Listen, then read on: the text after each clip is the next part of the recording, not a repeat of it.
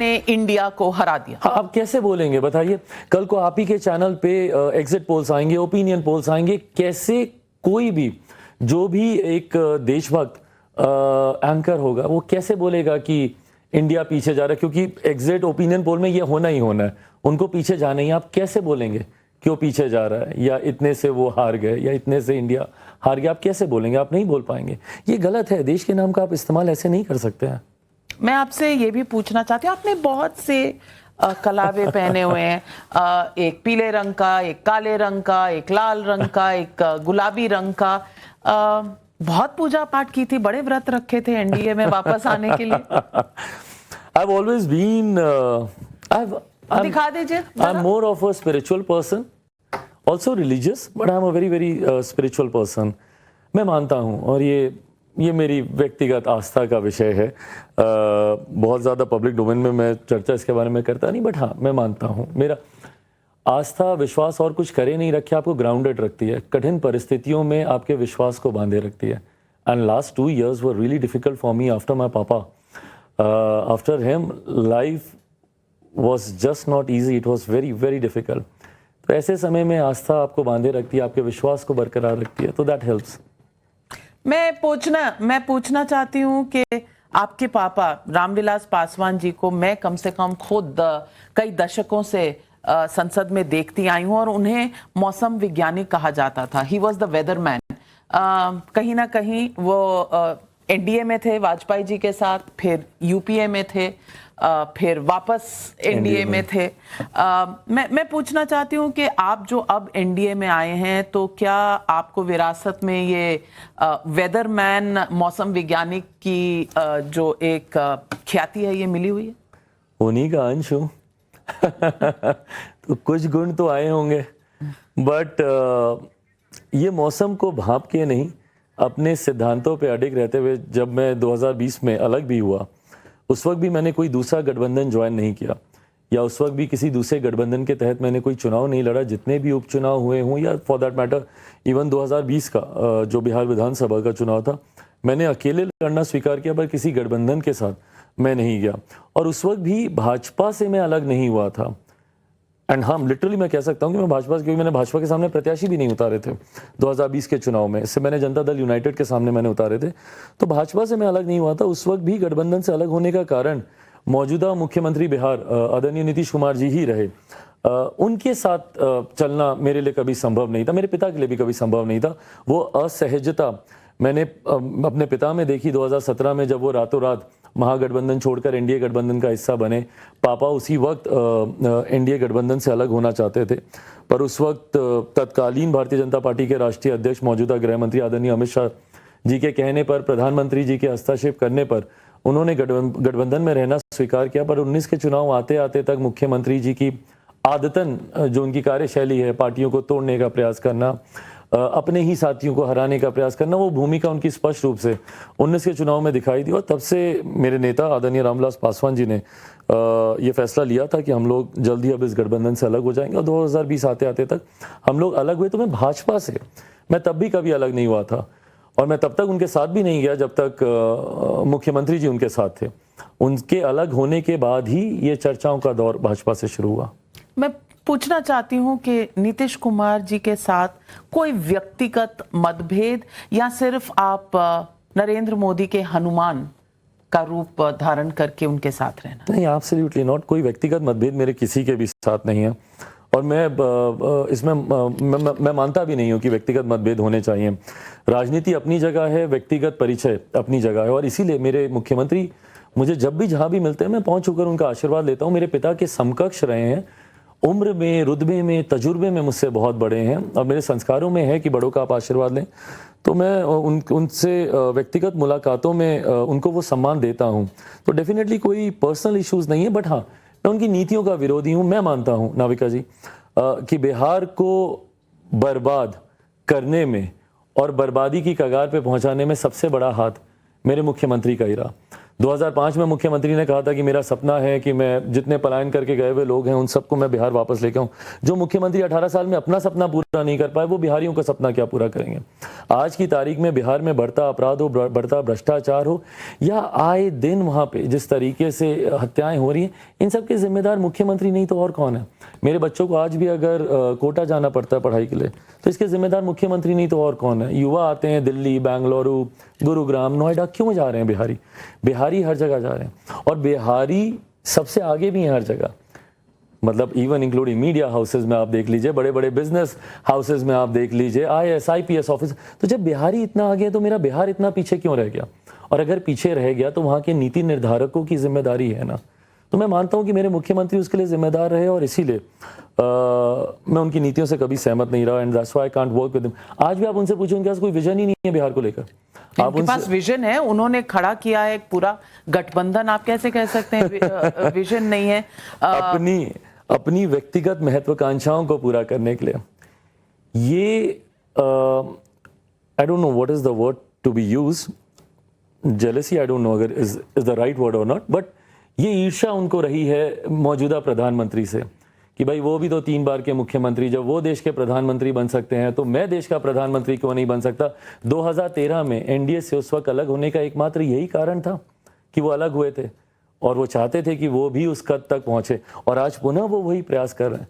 विपक्ष का नेता कल वो रूठ के क्यों वापस आए? क्योंकि जो उनकी अपेक्षाएं हैं वो पूरी नहीं हो रही। भाई उनको संयोजक अभी तक आपने घोषित नहीं किया, तो कैसे वो नेतृत्व करेंगे इस गठबंधन का? इन बातों से वो निराश पर वो रूठे हैं, ये आपको कैसे पता? आपके पास कौन सा थर्मामीटर है जिससे आपने why then why didn't he interact with the media? भाई जब आप इतनी मेहनत कर रहे हैं, जब आप इतना सारी चीजों को सजाने का प्रयास कर रहे हैं, तो जब अंतिम में जब उसका फल लेने की बारी आ रही है तो आप करके तो जाइए। आप बेंगलुरु में आपने इंटरेक्ट नहीं किया, आप पटना पहुंचे थे, वहां पे कर लेते, सारी चीजों को नॉर्मल दिखाते। So anything that is not normal, वो इन चीजों को र्यूमर्स ही बोल लीजिए, बट क्रिएट तो वही कर रहे हैं ना, क्यों कर रहे हैं फिर? आप इसलिए भी, मैं एक प्रोपोजिशन दे रही हूँ, आप इसलिए भी इंडिया में नहीं जा सकते थे जो नया अलायंस है। No see how do you say this, आप इंडिया में नहीं जा सकते थे? It doesn't sound correct, right? अच्छा, आप ये विपक्षी अलायंस में नहीं जा सकते थे क्योंकि वहां पे पहले ही कई युवराज हैं, तेजस्वी जी हैं, राहुल गांधी जी हैं। Am I one of the Yuvraj you want to say? तो अगर परिवार पर एनडीए प्रहार करता है तो परिवार से तो फिर आप भी हैं। हाँ, इसको तो मैं नकार नहीं सकता हूँ। आपको नकार नहीं, आप नहीं नकार सकते। और आप एक्टर थे, आप पॉलिटिशियन बने क्योंकि आपके पिताजी पॉलिटिशियन थे, तो फिर परिवारवाद क्या एनडीए में नहीं हुआ? परिवारवाद है भाई, अब इसको, ये परिवारवाद तो है ही, इसको आप कैसे नकार सकते हैं? तो फिर एनडीए में डबल स्पीक है परिवारवाद पे? Well, I am no one to comment on that because I am the outcome of the same, तो मैं तो I am the last one to comment anything on that. But मैं ईमानदारी से इस बात को मानता हूँ, eventually everything boils down to your potential, आपकी काबिलियत। एक बड़े माता पिता का सुपुत्र या सुपुत्री होना आपका सौभाग्य हो सकता है, आपकी काबिलियत नहीं। सौभाग्य से आपको मौका मिल सकता है, बट वहाँ पे बने रहना और अपनी एक अलग मुकाम को हासिल करने के लिए आपके अंदर वो काबिलियत का होना ज़रूरी है। सिर्फ एक बड़े परिवार से आने से ही सब कुछ हो जाता तो नाविका जी, मुझे लगता है पूर्व में जितने भी प्रधानमंत्री, राष्ट्रपति रहे, उन सबके बच्चे आज की तारीख में कहीं ना कहीं बड़े नेता ही होने चाहिए। या and the same goes for the actors also, वहाँ पे भी नेपोटिज्म की बात होती है, सब होती है। Well, I should not be talking about nepotism at all, but होती है वहाँ पे सारी बातें। बट आई थिंक इवेंचुअली अगर आप में काबिलियत है, आप निकल जाएंगे। नहीं है तो आप भाई कितने भी बड़े नेता के बेटे क्यों ना हो या बेटी क्यों ना हो, आप नहीं कर पाएंगे तो नहीं कर पाएंगे। कल जब आपने आपकी और प्रधानमंत्री जी की एक जप्पी हुई थी, तो एक जप्पी और हुई जिसका जिक्र भी हुआ, जिसकी तस्वीरें भी आई, और वो है आपके चाचा से जी। अब चाचा जी से मनमुटाव था हाजीपुर की सीट को लेकर, कुछ फासले तय हुए, कुछ बात हुई, कुछ एडजस्टमेंट हुई, कुछ बातचीत में समन्वय हुआ, कुछ मनमुटाव कम हुआ? Nothing that I am aware of, मतलब मेरी जानकारी में ऐसा कुछ नहीं। वो फिर वैसे ही एक लम्हों में से था जब चाचा जी वहाँ पे मौजूद थे, और भले वो माने नहीं माने, बट है तो मेरे चाचा ना, इस रिश्ते को तो कोई नकार नहीं सकता। भले वो बोलते हैं कि चिराग पासवान कौन है मैं नहीं जानता, या उसके मेरे खून में फ़र्क है, भले वो ये सारी बातें कहें, but at the end of the day मेरे पिता के जाने के बाद मैंने उन्हीं में ही पिता की छवि देखी थी। और फिर वही संस्कारों की बात है, वो सामने खड़े थे, मैं कैसे नहीं जाता। बचपन से मुझे सिखाया ही गया कि भाई चाचा हैं, जाओ पहुँचो आशीर्वाद दो। उसी संस्कार का परिचय देते हुए मैं गया, मैंने उनके पाँव छुए। उन्होंने भी, yes I give it to him, उन्होंने भी बहुत अच्छे से मेरा हाथ पकड़ा, मुझे गले लगाया, और वो एक खूबसूरत छोटा लम्हा था हम दोनों के बीच में। छोटा ही है लम्हा? हाँ, मुझे लगता है इन दोनों लम्हों को जैसे आप राजनीति से जोड़ेंगे ना, दोनों लम्हों की खूबसूरती चली जाएगी और ये लम्हे बहुत छोटे हो जाएंगे। वो सिर्फ वहीं तक के ही थे, उससे ज़्यादा मुझे नहीं लगता कि इन लम्हों की कोई और अहमियत है। चलिए मैं आपसे एक और सवाल पूछती हूँ। हाजीपुर जो आपके पिताजी की सीट थी, जब जहां से वो कभी भी नहीं हारे, ये एक उनके लिए, और सबसे ज्यादा मुझे याद है 90s के दशक में, 2000s के दशक में हाईएस्ट मार्जिन हमेशा रामविलास पासवान जी का होता था हाजीपुर की सीट में, और कहा जाता था वहां माइनॉरिटी परसेंटेज ऑफ वोट्स बहुत ज्यादा है। हिंदुत्व वाली बीजेपी पार्टी में आने के लिए इतने कलावे और इतनी तावीजें पहनने के बाद आपको लगता है हाजीपुर में चिराग पासवान अपने अब चाचा जान को compete कर सकता है? I think it's high time to rise over these things. I come from a state which has always been dominated by the caste scenarios and the caste, region, religion, यही सारी चीज़ें वहाँ पे डोमिनेट करती रही हैं। मुझे लगता है मैं आज की तारीख 21वीं सदी का पढ़ा लिखा युवा हूँ। नाविका जी, मैं नहीं मानता जात पात धर्म मजहब में, और मैं इतनी हिम्मत रखता हूँ कि अपने मन से मैं खड़ा होकर मैं बोलता हूँ कि हम लोग को 13 करोड़ बिहारियों की बात करने की ज़रूरत है। जाति में बंटने की वजह से ही हमारे बिहार का इतना नुकसान हुआ है। मेरे प्रदेश के मुख्यमंत्री अभी तक जाति में बांटते हैं, जो बोलते हैं कि भाई संविधान की ये लोग हत्या कर रहे हैं। हत्या इन्होंने की है संविधान की। संविधान ने कभी नहीं कहा कि अनुसूचित जाति को आप और बांटने का काम करो। इन्होंने अनुसूचित जाति में भी दलित को महादलित करने का काम किया, पिछड़ा को अति पिछड़ा करने का काम किया, फर्दर बाइफर्केशंस इन्होंने किए। जाति की राजनीति वोट बैंक बनाने के लालच में इन्होंने करने का इन्होंने काम किया।